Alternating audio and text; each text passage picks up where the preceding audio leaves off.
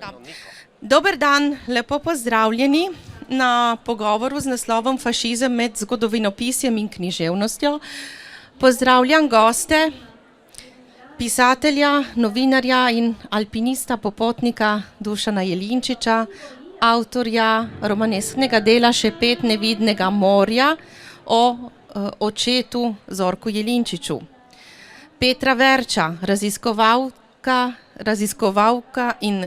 raziskovalca in novinarja, profesorja Petra Verča, avtorja pričevanskega dela Za vse ne zase o dedu Romanu Pahorju, antifašistu, borcu za svobodo, in novinarja, pisatelja in pesnika Marija Čuka, avtorja romana Črni obroč o požigu Narodnega doma v Trstu pred nekaj več kot 100 leti.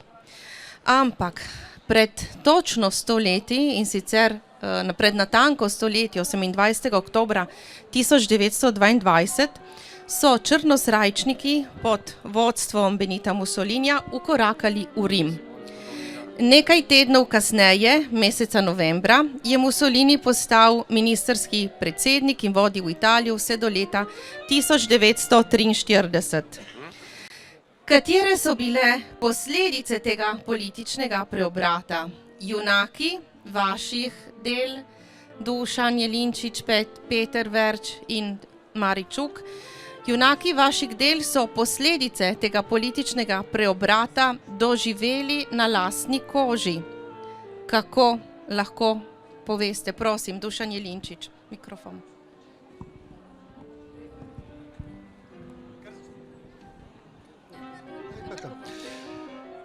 Dobro, pozdravljeni vsi. Zorko Jelinčič je bil sin svojega časa, svojega kraja, svojega prostora in vsega okolja, kateremu je pripadal. Dovolj, da povem, da je bil rojen leta 1900 in dobro vemo, da čas, o katerem govorimo, Mussolini je prevzel oblast torej 22.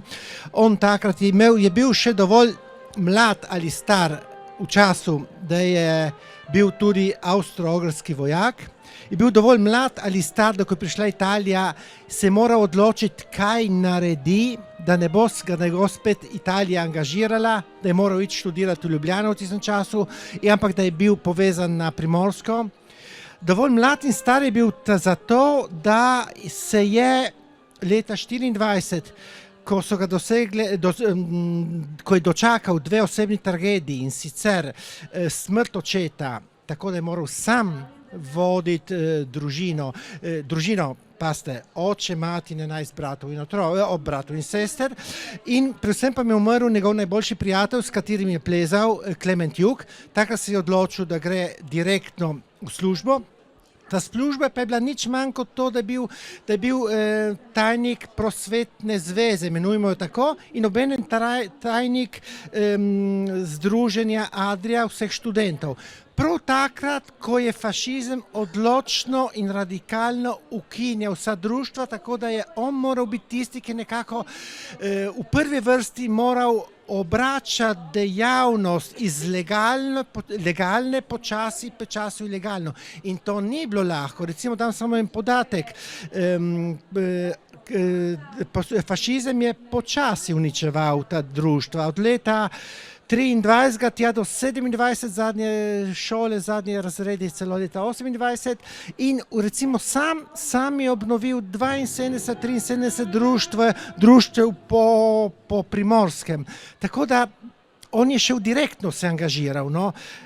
Da avtomatično kot mlad fant, če letnik 900, pomeni, da je imel takrat 22, 23, 24 let, se moral divje angažirati in se je moral učiti na terenu, kdo je zatiralec, zakaj je zatiralec, kako reagirati na to zatiranje. In zato je bil, kot rečemo, vržen v vodo in je moral se skoraj plavati. In prav zato ta knjiga, ki se napisal v njegovem očetu, so nekakšni romanizirani spomini, njegovi spomini, ki jih piše dejansko v zaporu, ki jaz kot pisatelj dam, kot da jih piše v zaporu. Ja, Peter Verč, kaj pa vaš ded Roman Pahor? Tudi on je močno občutil ta politični preobrat? Tako je gotovo, naključje je bilo pač tako, da je njegova družina, se pravi Pahorjevi, živela v ulici Džepa. To je ulica, ki nekako povezuje Tržaško nabrežje točno z Narodnim domom, tako da so oni v bistvu živeli 100-200 metrov od Narodnega doma in tisti plemeni so očitno zaznamovali mojega deda, ampak očitno tudi njegova dva brata in sestri. Zgodba mojega deda je zelo zapletena, je ne bom obnovil. Dvakrat je moral v konfinacijo zaradi fašizma, večkrat tudi v zapor, bil obsojen na to na 12 let ječe.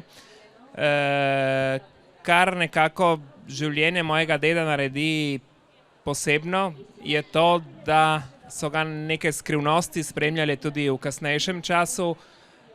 Leta 1945, 1. maja, je končal ob osvoboditvi Trsta, je končal v zaporu. Po tragični usodi je delil celico ravno s fašisti, ki so ga leta prej zasliševali in mučili. Kaj se je takrat zgodilo, točno ne vemo, tako kot tudi točno ne vemo, kaj se je zgodilo leta 1949, ko je domov prišlo pismo po kar dolgi odsotnosti. To pismo je sporočilo nekako, da vendarle je še živ. Kaj se je natančno zgodilo, ne vemo. Doma smo recimo kakšnih 50 let domnevali oziroma bili skorajda prepričani, da je bil pač ne samo žrtev fašizma in nacizma, ampak da je bil tudi žrtev tiste povojne jugoslovanske oblasti. Vendar kot v nekem romanu smo po 50 letih, oziroma teta je po 50 letih prebrala spomine nekega Srba, ki je v tej knjigi obtožil mojega deda, da je bil tajni sodelavec UDBE in da je zaradi njega končal v zaporu. Skratka, zelo čudna zgodba, kako ne bi bil moj ded sodelavec UDBE, ko pa je zaradi UDBE izginil nekaj časa, ni ga bilo doma. Skratka, zgodba polna ugank tudi, polno junaških dejanj. Zgodba, ki, če bi imel to sposobnost, bi jo zlahka prelil v roman, ampak naredil sem, kar pač znam, se pravi z dejstvi rekonstruiral to zgodbo, ki seveda pušča odprto vprašanje, kaj se je zgodilo. Dejstvo pa je, in mislim, da to je nesporno dejstvo, da je bilo njegovo življenje razmeroma kratko, 48 let je trajalo, bilo pa je tragedija in njegov dolgoletni prijatelj in tovariš Jože Dekleva mu je med nagrobnim govorom dejal: dragi Roman, tvoje življenje je bilo tragedija, bil si za vse, le zase ne, od to tudi naslov knjige, ki sem jo napisal, Za vse, ne zase. Hvala, Marij Čuk. Peter Verč je omenil plamene, ki so 2 leti pred pohodom na Rim že nekako naznanili tisto dogajanje. In prav požig Narodnega doma je središčni dogodek v romanu Črni obroč. Ja, tako je. Zdaj književnost lahko presojamo in dogajanje v književnosti lahko presojamo z več gledišč, z več zornih kotov. Eden izmed teh je, da tudi obravnava konkretne zgodovinske dogodke, ampak bistvo se mi zdi, da ni v konkretnem zgodovinskem dogodku, čeprav je usodno zaznamoval določen čas, določen prostor in predvsem pa usodo ljudi, ki so takrat delovali v tem prostoru in v tistem času. Požig Narodnega doma je seveda treba umestiti v nek širši evropski kontekst, predvsem pa v območje dogajanja in odnosov med Slovenci in Italijani, ki so se vili ne od takrat, od Prve svetovne vojne ali pred njo, ampak že vsaj 100 let pred tem. In ti odnosi lahko iščemo karkoli, neka stičišča ali neke povezave ali celo sožitje. Ti odnosi so bili vedno ostri in ostri so tudi danes. In požig Narodnega doma je samo eden izmed tistih kamenčkov v mozaiku teh odnosov, ki so nekje umetelno držani kot neka oblika velikega sožitja, ampak ni tako. Mislim, da je še eno vprašanje o tem, ko bomo govorili o sodobnem času in o tem bom to razvil, vendarle gre za to, da nek konkreten dogodek književnost skuša razširiti in ga vpeljati v neko skupno usodo ljudi med zlim in dobrim, usodo ljudi med etiko in tistim, kar etiko izničuje in tepta.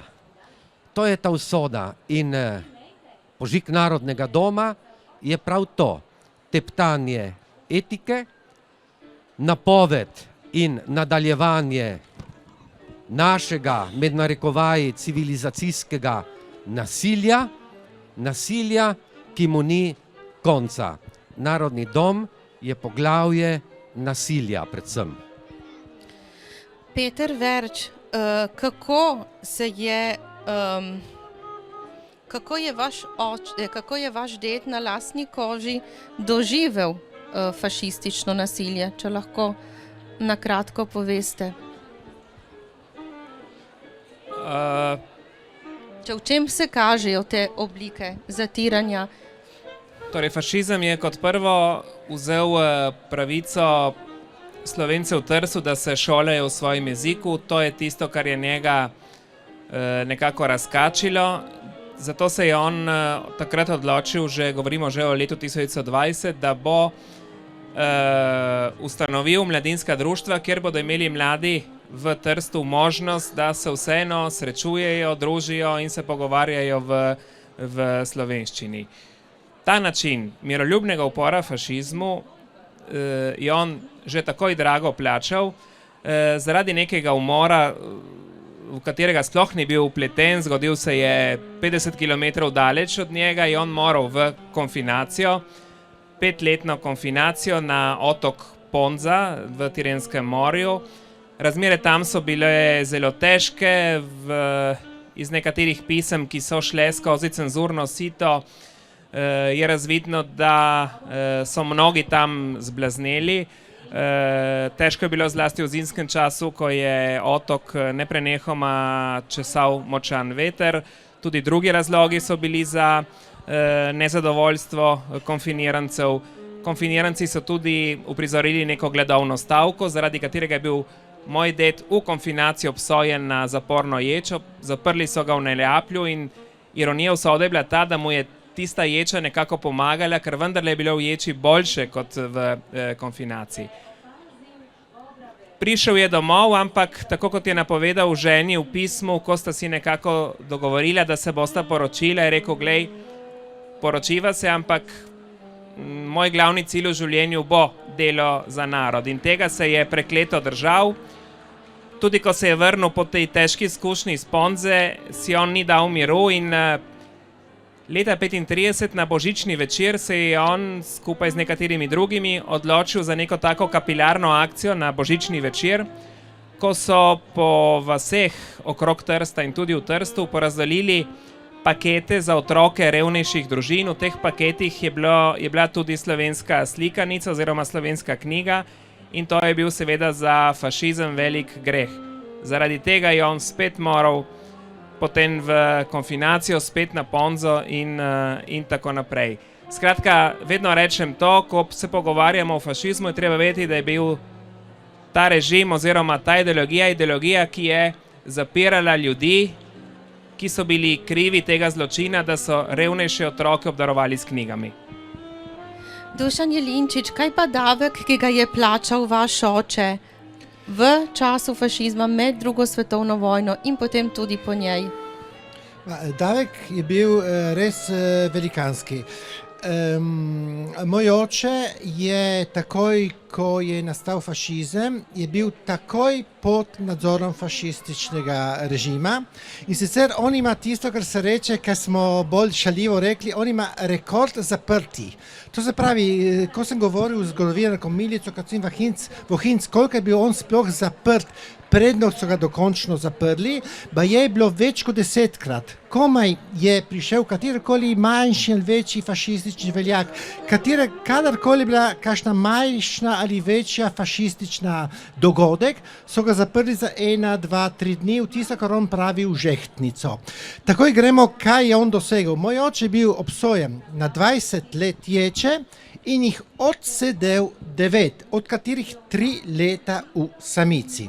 Ne samo to, ko je po raznih amnestijah, ki jih ni nikoli vprašal, celo sam jih je zavrnil, ki je dobro vedel, da tigrski voditelj, če sprejme predlog fašistov, da jih spustijo svobodo, pomeni, da grejo v kompromis. Je zavrnil. Ko je bil osvobojen, je bil doma samo 10 mesecev, na kar so ga takoj poslali za 3 leta v konfinacijo, ker je bil pač nevaren v Izernijo, tam v Abrucih, v Abruških hribih. To se pravi, da on je plačal izjemno visok davek, to 10 let zapora, ne vem, kdo jih je še toliko, 9 let plus 3 leta konfinacije, jaz ne vem, verjetno je tudi to rekord, ampak se ne upam zelo glasno reči, ampak naj mi kdo zgodovinar dokaže, da ima kdo kaj več.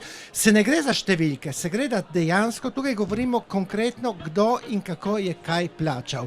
Je pa to, navsezadnje, kot piše tudi v svojih spominih in sem jaz povzem v svoj roman o njem, on je rekel, sem srečen, ker jaz nisem bil ustreljen, on ni bil ustreljen v Bazovici iz osnovnega razloga, ker on je takrat bil v bolnici 6 mesecev, ker medtem, ko je plezal, ko je reševal eno soplezalko, ki je zdrsnila po ledeniku, je on tudi nekako skočil za njo, si zelo poškodoval hrbtenico, da so mislili, da on sploh ne bo preživel in dejansko tako ga niso mogli obsoditi na smrt. Jasno je bil takoj, komaj je stopil z bolniške sobe, bil takoj aretiran. Morda bi dodal še to. On je bil izreden športnik, dovolj da rečem, kot sem že prej ponavljam, da je bil prvi soplezalec Klementa Juga. On je zastavo preplaval Sočo, ampak pod vodo. Še nekaj drugega moram povedati. Njemu so dali 6 mesecev ricinusovo olje. On se je rešil samo zato, ker je dobival od doma suh kruh in pa je to bila čudežna rešitev, da je nekako srkal in tako dalje. Dejstvo pa je, da on je prišel kot izjemno zdrav športnik v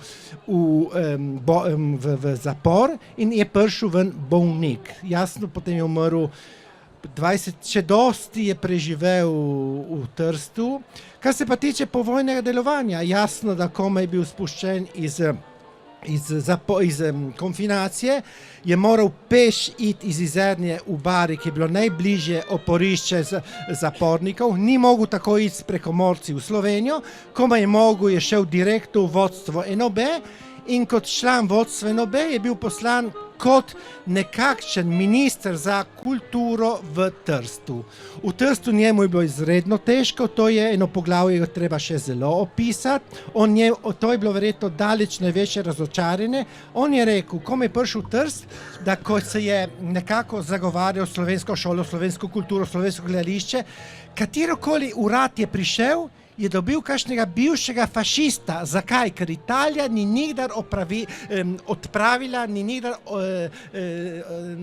naredila red z bivšimi fašisti, niso nikdar imeli nobenih Nürnberških procesov. Dejstvo pa je, da Amerika oziroma zavezniki, ki so takoj vladali Trstu potem, ko so Jugoslovani morali oditi. Seveda so komaj čakali, da lahko imajo kot svoje najbližje zaveznike, seveda ne nevarne med navednicami Jugoslovane, ampak tiste, ki so nekako, hočeš nočeš, bili bližju prejšnjemu režimu. Kar pomeni, da, kaj bi rekel, tragično legendarna figura, ki je moral trpeti čisto do zadnjega dne svojega življenja. Vsi trije ste se odločili obravnavati pomembne zgodovinske teme, dogodke, osebnosti, tudi s katerimi ste globoko intimno povezani. Vendar, zakaj ste se odločili za romaneskni, pripovedni, pričevanski pristop in ne za kako zgodovinsko obravnavo?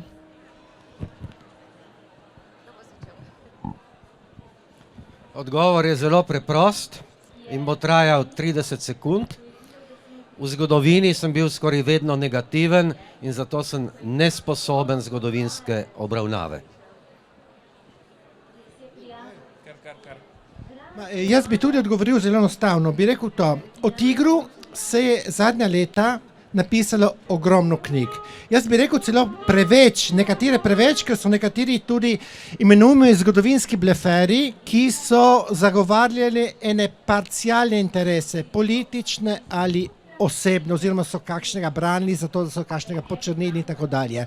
To se pravi, da o Tigru se je pisala ogromno zgodovinskega stališča, treba res pohvaliti slovensko zgodovinopisje, ki od letih 80 naprej, začenši z Milico Kacin-Vohinc in z Brankom Marušičem in s toliko drugimi, ki so objektivno in pošteno tudi pod prejšnjim režimom obravnavali Tiger.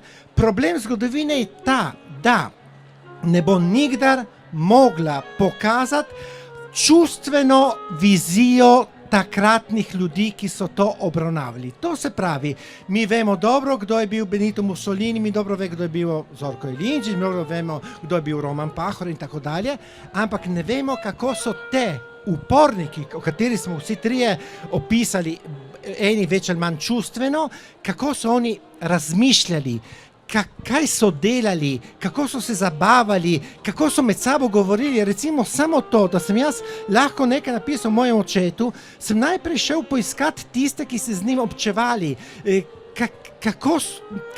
kateri je bilo predvsem njihov socialni pristop.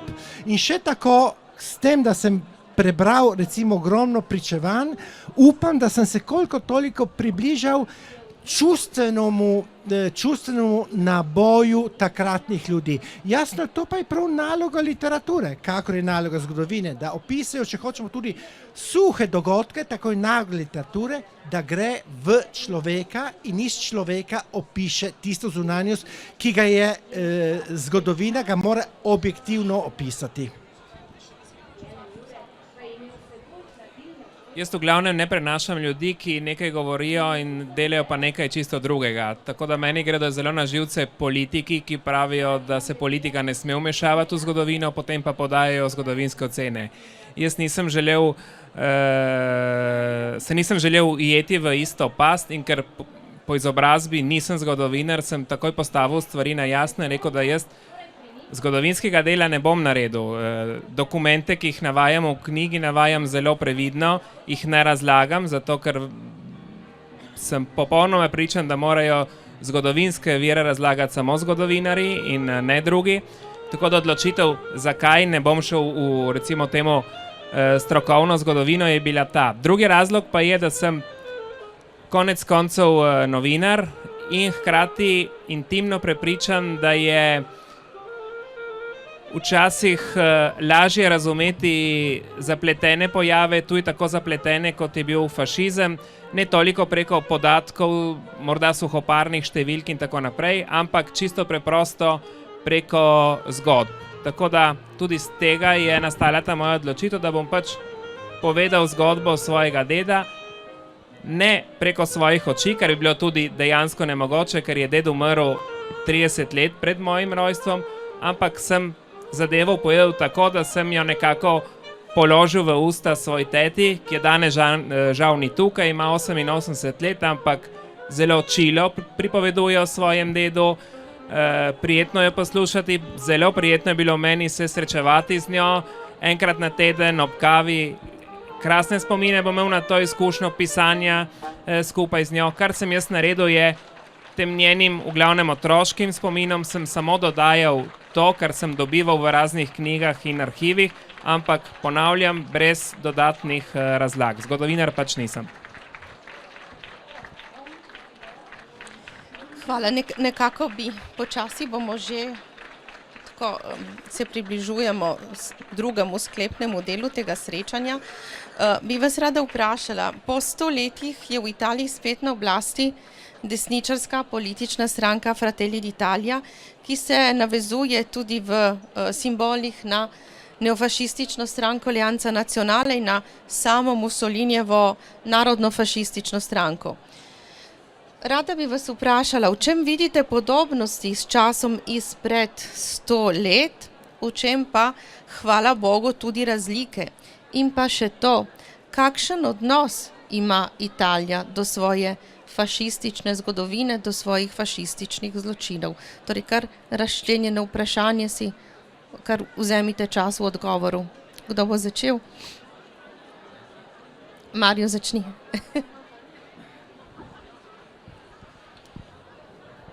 V redu, to je izjemno zahtevno vprašanje in ker moji možgani danes plavajo malce v nahodu, niso tako prožni, bom skušal zelo lapidarno tudi o tem odgovarjati. In izhodišče bom vzel še prejšnje vprašanje, odgovor k prejšnjemu vprašanju, da je književnost, in tle bi se strinjal z Dušanom Jelinčičem, čeprav jaz nisem tako gotov, da katera je vloga in kaj mora književnost delati, to je zelo odprto vprašanje in vsak pogled na to, kaj je književnost, je dobrodošel in tudi veljaven. In mislim pa, da je res to, kar je tudi on rekel, da se književnost loteva poti, ki jih je človek prehodil, na popolnoma drugačen način kot zgodovina, ne da bi to obšel. In kaj nam kaže danes zgodovina? Katere stvari so se menjali tudi v odnosu ob meji med Slovenci in Italijani, kajti to je vprašanje, se mi zdi. Jaz mislim, da lahko to opremljamo z ne vem kakšnimi lepotilnimi zadevami, ampak prvo je to, da stvari so se v mnogočem spremenile, na srečo, na boljše. V bistvu pa se veliko niso spremenile. Če pogledam samo nekaj dogodkov prejšnjih dni, ki zadevajo Trst, in kar sem komentiral tudi v svojih komentarjih po televiziji Slovenija, tedenskih, da so predsodki do drugačnosti, do, v našem primeru, slovenske narodne skupnosti v Italiji še vedno prisotni in z novo vlado še toliko bolj. Če pogledam samo, obrnem pogled na Svet Ivan, prepovedane so slovenske jasli v Trstu. Če pogledam na zadnjo, včerajšnjo kampanjo zoper nasilje nad ženskami tržaške občine, v slovenščini niti besedice o tem. Moram reči, da je to tudi zelo pozitivno, mislim, da to obravnavajo na slovenski občini, kar pomeni, da v slovenskih družinah med Slovenci smo krasna svetovna oaza in nad ženskami ne izvajamo nasilja, vsaj na Tržaškem ne. Ampak to so vsi neki pokazatelji, ki ne vodijo v tisto smer, v katero si je prizadeval in o čemer danes govorimo, boj zoper fašizem, boj zoper tisto mračno silo, ki je hotela izničiti, poteptati, uničiti, usmrtiti vsa ta prizadevanja. Fašizem je še vedno in močno prisoten. In če gremo konkretno prav tudi v teh odnosih, ki so se močno spremenili. Ampak, če italijansko volilno telo in predvsem volilno telo na Tržaškem se odloča vedno za tiste zaprte kroge, iz katerih ni izhoda, to tudi nekaj pomeni. Če v italijanskih šolah ne poučujejo slovenščine in ni slovenščine, to tudi nekaj pomeni. Na srečo in založbo Mladika smo imeli v zadnjem času precej stikov tudi z italijanskim svetom, tudi po šolah in z mladimi. In z neko šolo, ki je v Trstu, recimo ji tako, izrazito zgodovinsko desnega porekla in izhodišča, ampak tistega v najslabšem pomenu besede. Ampak ti ljudje in predvsem mladi ne vedo nič. Ne vedo nič ne o fašizmu, ne vedo nič o Slovencih v Trstu, ne vedo nič o Sloveniji, ne vedo nič o Ukrajini. In ko se to ne bo spremenilo, da se v glavah zamenja pogled in iz starokopitnih stališč v nova, sodobnejša, odprta stališča, do takrat se tudi oaze sožitja pri nas ne bodo zelenele, ne bodo pozelenele in ne bodo tiste oaze, na katere stalno sije sonce. Do tega pa mislim, da je še zelo, zelo daleč.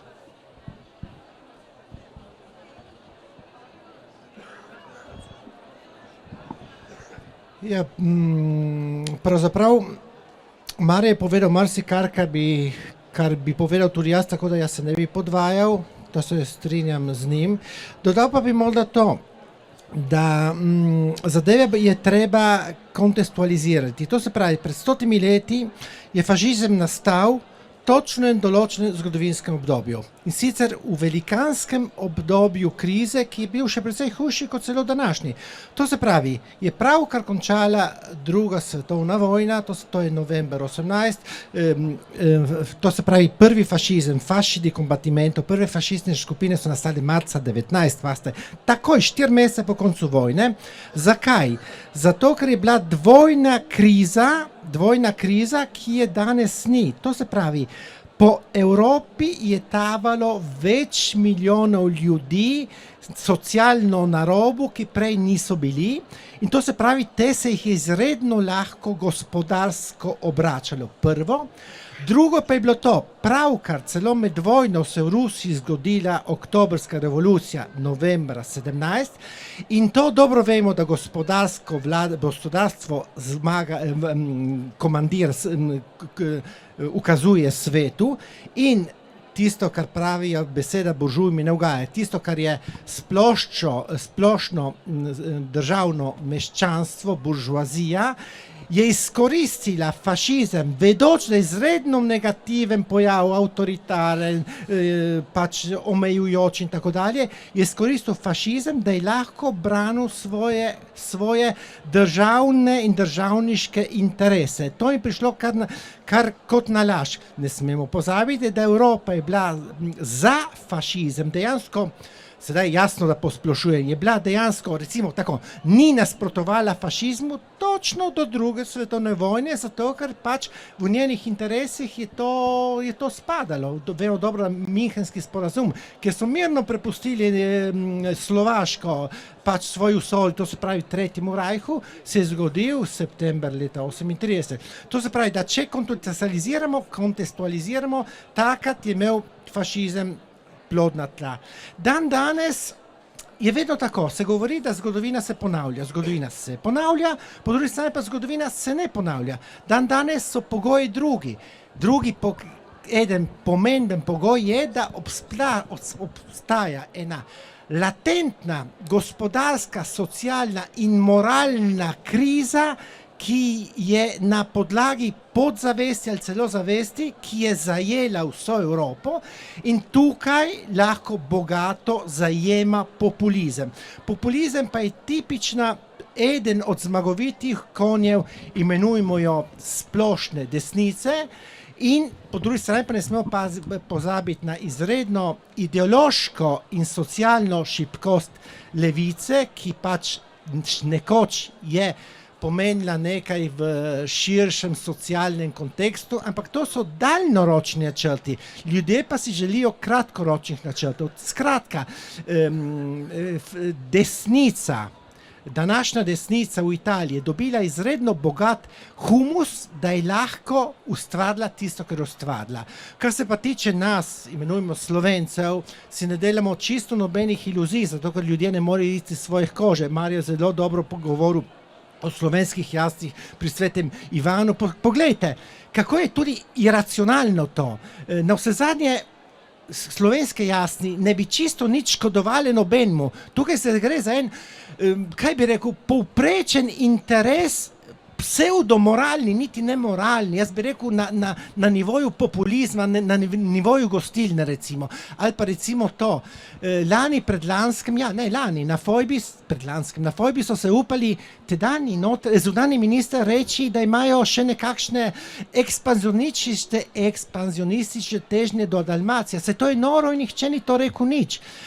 Kar pa se mi zdi še precej nerazumljivo je to, da Italija vemo, da je zgodovinska država. To se pravi, se je zgodil fašizem in potem, ko je minil fašizem, so vsi tisti, ki so bili prej fašisti, so mahali z levo-sredinsko zastavico. To vemo, da je.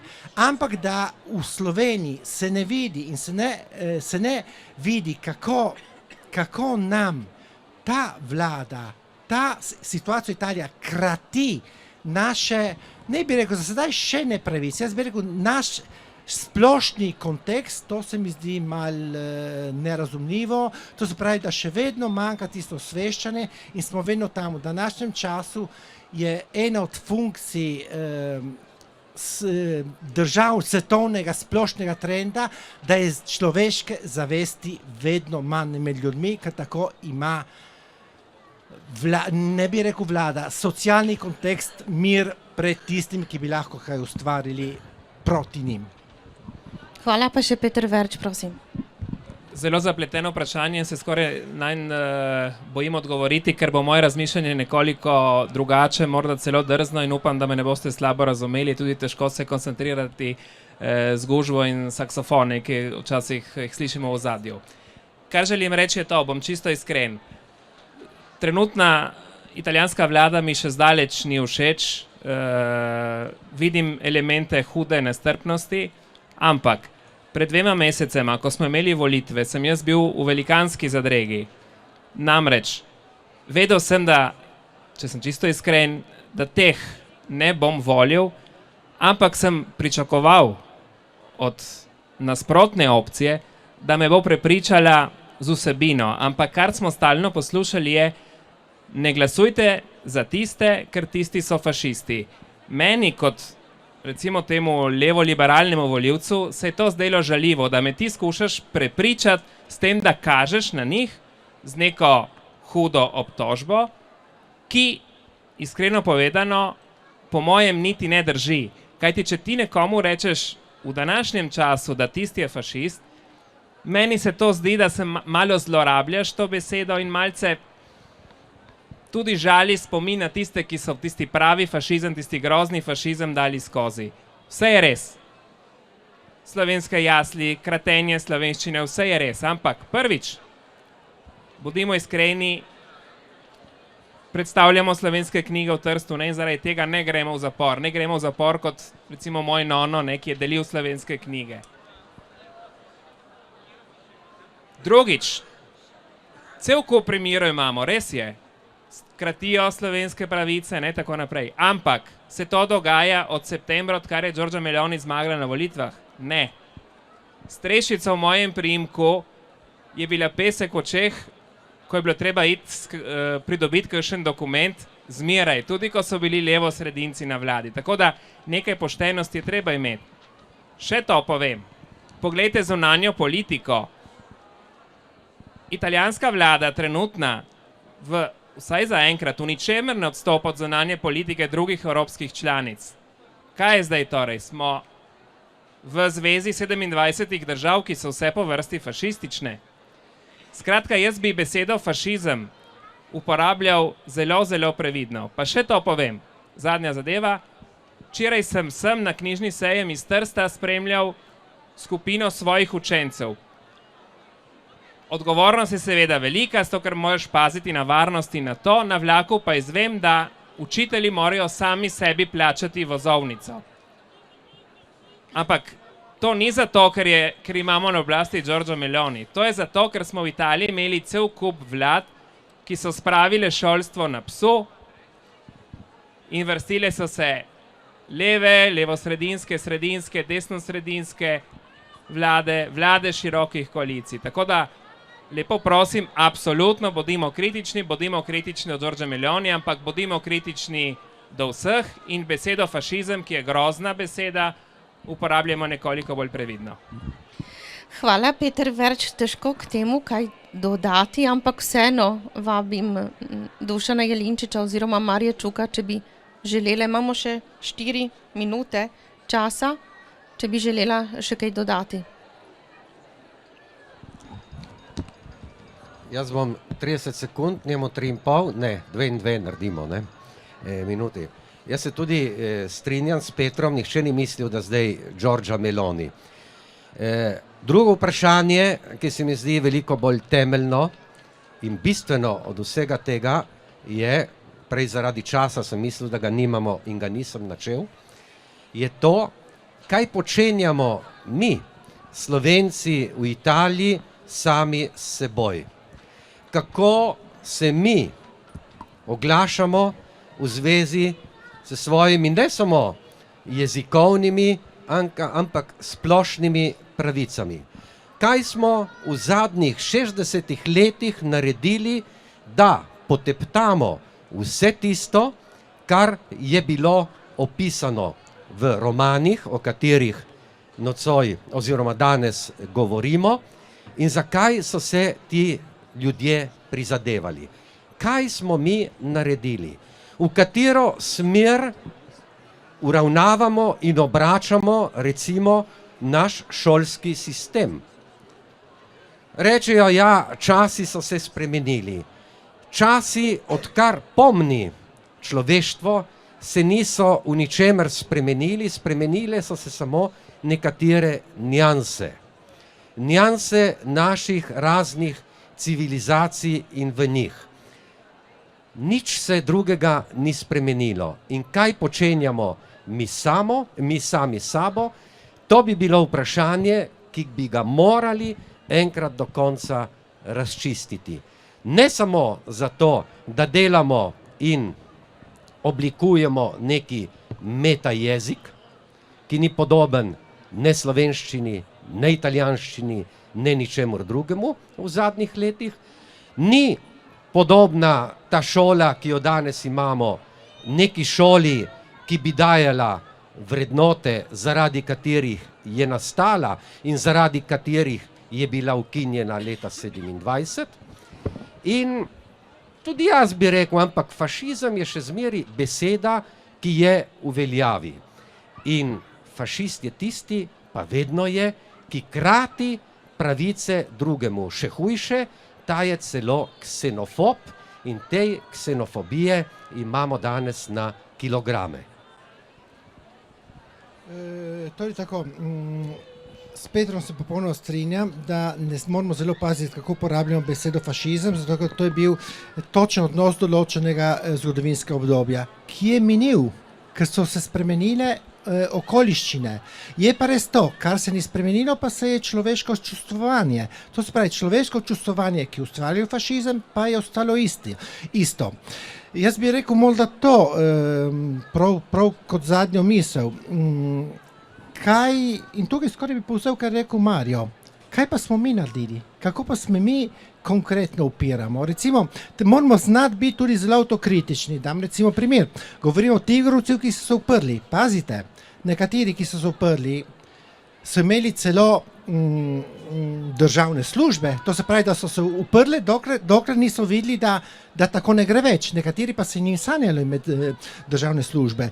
Dam recimo primer, Vladimir Bartol, ki je bil tretji iz trojice Zorko Jelinčić, Klement Jug, Vladimir Bartol. Vladimir Bartol je v svoji knjigi Mladost v svetem Ivanu, kjer je opisal, kako so takrat živeli, je jasno in odkrito napisal, da kako se je čudil, da pri svetem Ivanu, to se pravi tedaj, takoj po vojni, čisto in pristno slovenskem predmestju, kako je kar naenkrat po koncu vojne bilo ogromno Slovencev, da so prišli iz podzemlja kot ščurki. To se pravi, dajmo tudi avtokritično mi, kaj smo mi naredili, kako smo se uprli, če smo se vsi uprli in v kakšnem okviru, če smo raje nekateri brali svoje parcialne interese. Hvala lepa, čas se je iztekel. Hvala lepa Mariju Čuku, Petru Verču in Dušanu Jelinčiču. Knjige, ki so bile nekako povod za tale pogovor, dobite na stojnici založbe Mladika. Če želite, jih lahko kupite, avtorji jih bojo podpisali. Hvala lepa vsem, ki ste se udeležili tega pogovora.